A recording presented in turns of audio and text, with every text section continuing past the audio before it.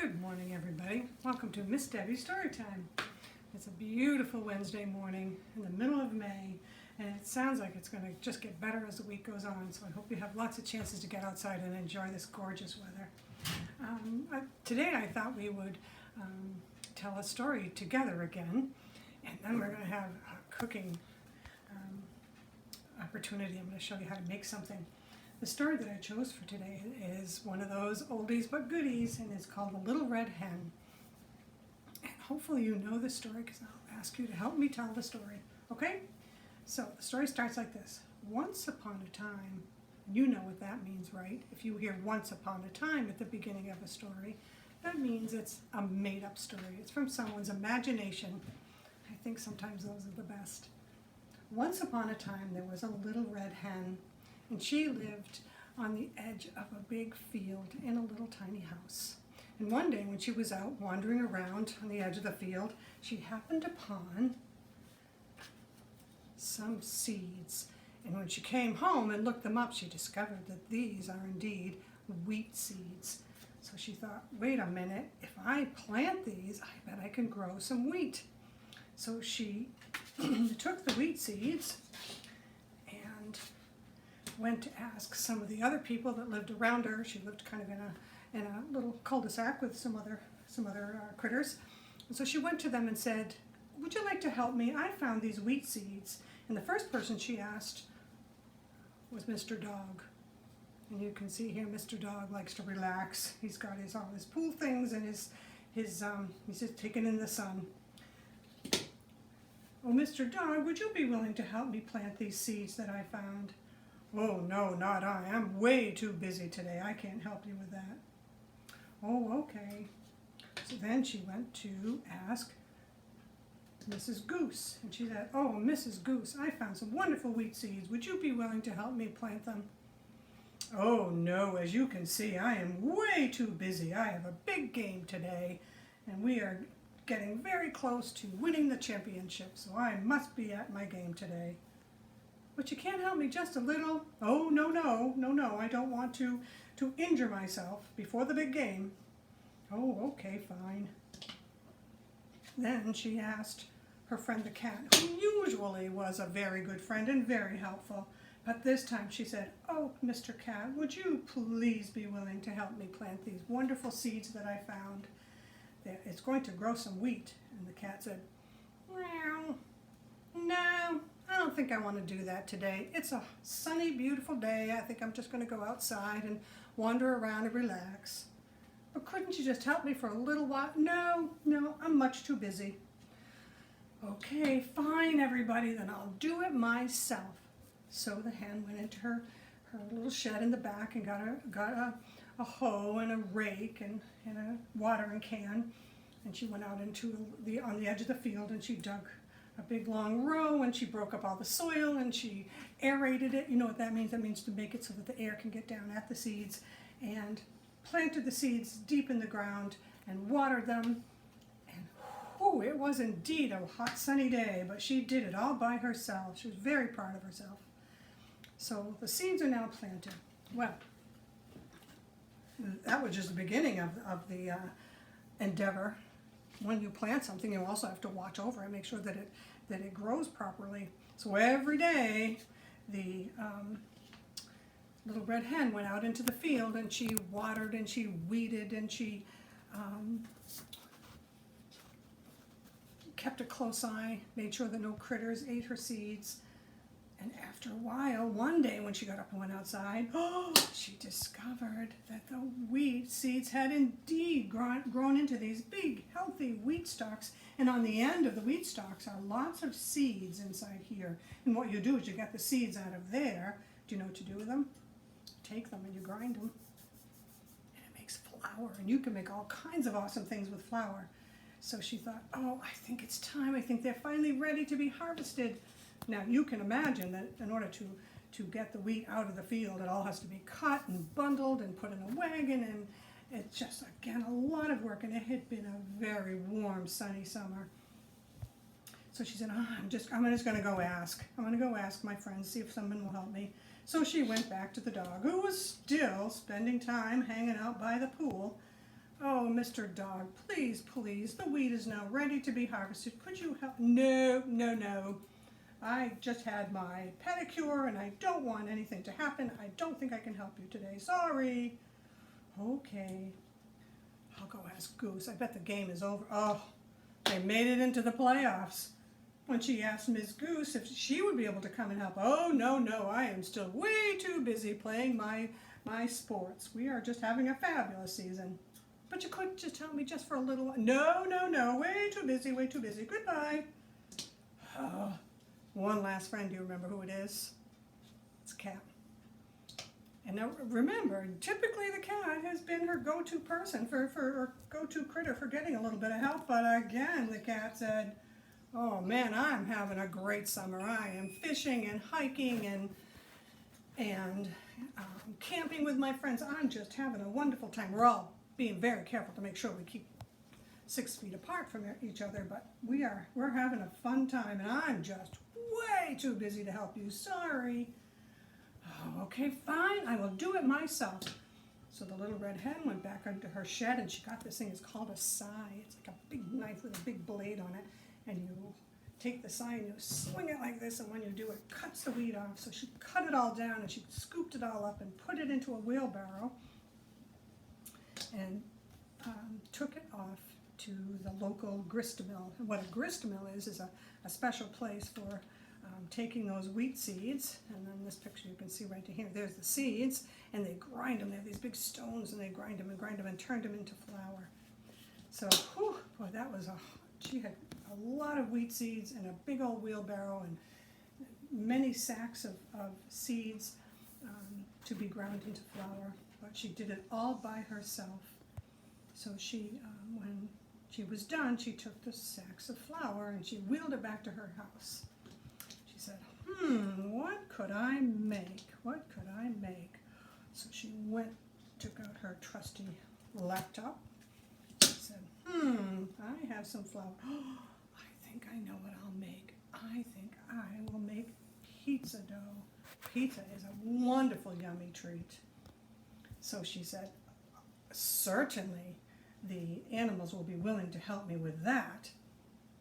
So she went to the dog and she said, oh dog, Mr. Dog, I finally have the flour and I'm going to make pizza. Would you like to help? Oh, no, I don't think so. I like pizza, but no, when it's ready, give me a call. Okay, fine. She went to the goose. What do you think the goose said? No, had another excuse. Oh, we won the championship. We're going off to celebrate. I just cannot help you. Goodbye. Good luck with that. She went to her friend the cat. And as it turns out, the cat said, no, I don't think I want to get my hands dirty. Now, that looks like a kind of messy process. Got to put your hands in there and knead the dough and roll it out. There's a lot of work. Nah, I don't think I want to help you. Sorry. Okay, fine. So the little red hen said, fine, I'll do it myself. So she got out her very big bowl, and she measured, and she scooped, and she poured, and she stirred, and she made a lovely big bowl of dough. And then you know what you have to do with the dough, don't you? You take it out of the bowl, and you put it on the counter, and you have to knead it, and work it with your hands. And you have to knead it for a long time if you want that dough to be really, really yummy. But the little red hen was willing to put that effort in. When it was done, she put her toppings on and popped it into the hot oven on top of her pizza stone, and it started to smell wonderful. Well, as those wonderful smells were drifting out through her windows and out into the neighborhood, here comes the goose and the dog and the cat. Oh, Mrs. Hen, that smells amazing. We would love to help you eat your pizza. Oh, I don't think so. You were not willing to help me plant the seeds or water and take care of them. You weren't willing to help me cut the wheat down or take it to the grist mill to be ground into flour, and you weren't even interested in helping me make this delicious pizza. So no, I don't think so. Oh, so they were very sad and very disappointed, but hopefully they learned their lesson. So Mrs. Hen called some of her gal pals and had them come on over, and they all got together and they shared the dough and rolled it out, and everybody got to make their favorite pizza, and you can see this is Mrs. McGillicuddy, and she happens to like pepperoni pizza. Raise your hand if you like pepperoni pizza. Oh, it looks like she's got peppers too. Oh, my cameraman likes pepperoni pizza. So they made the pizza together and had a wonderful time. The end. Okay, I hope you enjoyed that story today. It's kind of a fun one. Now what we're going to do is we're going to make our own pizza. We're going to do it a little bit differently though. All right, so Mr. Cameraman, if you want to come around on this side over here, I think that'd be the best way. Everybody will be able to see what's going on. Nope, just got me. Got to tilt it down. And you're missing all of this. I think you might have to go around the other side of the table. Here, I'll hold this while you go over. Here you can see all my ingredients. Okay, and here's the recipe. So let's take a look at that first. That's always a good idea. And guess where I got this recipe? On my laptop. So what we're going to do today is we're going to make pizza, but we're going to make little tiny individual pizzas with English muffins. All right, so here's what we have to do. First of all, we have to turn on the oven. So I have my oven on over there, and it's at 325 degrees. So you'll have a big person do that. Most of these things you can do yourself, but there are certainly parts of it that you're going to want some help. You have to take your, again, as I said, let's go over the ingredients first. We have some English muffins. Certainly we need some sauce, some shredded cheese. I happen to have some Italian cheese. I thought that was very appropriate. And then whatever toppings you want. You could have just cheese and sauce if you wanted to. That's kind of yummy. But I happen to love these little black olives. So I have some black olives to put on my pizza. And then just to jazz it up a little, you can put some spices on. My herb garden's not quite ready to be harvested yet, so I have some dried spices. It's a little Italian seasoning. So we'll put some of that on after. Okay, so first thing we want to do before we do any kind of cooking activity, and mostly before we do anything in these times, go wash my hands. And you remember when you wash your hands, it's happy birthday to you, happy birthday to you, happy birthday to everybody has a birthday today, happy birthday to you. Good rinse, okay? All right. So I have nice clean hands, keep my family safe. All right, coming around the cameraman, you're going to want to tilt it down a little bit more. So, first step, this over here so you can see it, is we have to take our English muffin and we have to split it open so we can have two and then you can share.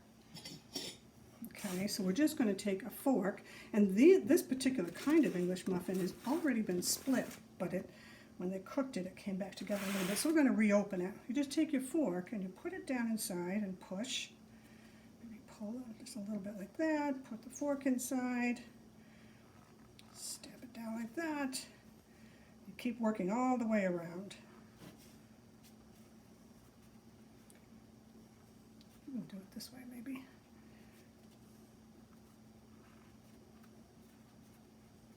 Okay, almost done.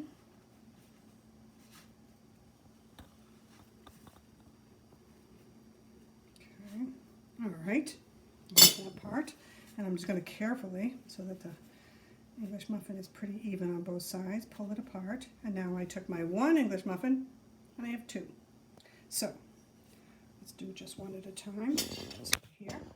So the next step is to take our pizza bottom and put a little sauce on it. So you take a spoon, and the directions say, I think it says 1 tablespoon, and I do think that's enough. 1 tablespoon of sauce right on top. Now I'll take the back of the spoon, push it around a little bit. That's one. Over here, let's do the other one at the same time. Oh, this is a arrabbiata sauce. It's very spicy. You can smell it. Okay, so there's the 2 English muffin pizzas with the sauce on them. Okay, it should look like that. Whoops. It's okay, cameraman, you can laugh. Now the next step is to put some cheese on, and it depends on how you like it. Some people like lots of cheese, some people like a little bit less. I think I'm kind of a medium person, so we're just going to take some of that cheese, and honestly the easiest way, which is why you want to make sure you have very clean hands, just take your fingers and, as Josie would say, sprinkle, sprinkle, sprinkle. So there we go, we've got some nice Italian cheese. Now, as I said, you could take the pizza just like this, toast it in the oven, and it would be so yummy. Or you can add your favorite toppings if you happen to have some pepperoni at home. You might want to add that, or you have some leftover chicken, or maybe you like mushrooms on your pizza, peppers, whatever you like that makes pizza yummy for you. And as I said, what I think I'm going to add to mine are these yummy black olives. I love black olives. 2, 3, 4. Okay, put 5 on that one. 1, 2, 3, 4, 5 on that one. This one's got a little extra piece on it. Okay, so I have 2 English muffins with some olives on it, and then just because we can, I thought I'd add a little bit of extra spice to it. This is some nice Italian seasoning, so it's got some basil and oregano, and oh, it smells amazing. It's really good if you have fresh, but it'll be a few weeks before my herbs are quite ready for that. So I find the easiest way to do it is to just put some in my hand. You don't need much. Just a little, sprinkle it, and then you take your fingers and do that sprinkle, sprinkle, sprinkle again. Just gives it a little extra zing. And again, you can skip this part if you want to, if you think the sauce is spicy enough. That's the nice thing about making your own pizzas. You can do it any way you want, whatever you think is yummy. Okay, all right, so there's my 2 pizzas all ready. And I happen to have a cookie sheet right here. All ready to go. I'm just going to stuff back out of the way so you can see it. And I'm just going to put my 2 little pizzas on this little piece of parchment paper in case they happen to boil over. It won't make a mess of my cookie sheet. And Mr. Cameraman, can you get that? There they are, ready to go in the oven. Now, this part is where you need your big person, because when you put that oven on and you turn the heat on, it gets really hot. That's what ovens do. So it says down here at the bottom, you have to put it in that 325 degree oven, which I turned on a while ago, so it's up to temp. And you have to cook it for how many? Yep, 10 minutes. So we're going to put it in the oven for 10 minutes, set the timer, and when it's done, when the timer goes off and your cheese is all melted and everything looks all bubbly, the edges will get a little crusty. You let your big person know, oh, there's the timer, will you take my pizza out? So they'll take it out of the oven and put it put it on a cutting board or maybe a plate or something, just to let it cool. And you want to let it cool for about 5 minutes, because the sauce gets really hot and the melted cheese is also very hot. So let it cool for about 5 minutes, and then guess what? It is your yummy lunchtime treat, or any time. All right, so I'm going to pop these in the oven and cook these up from my cameraman and me. And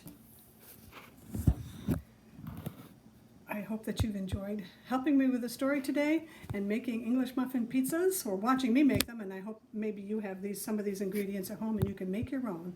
So good luck with that. Let me know how it works out, and I'll see you again soon. Bye, everybody.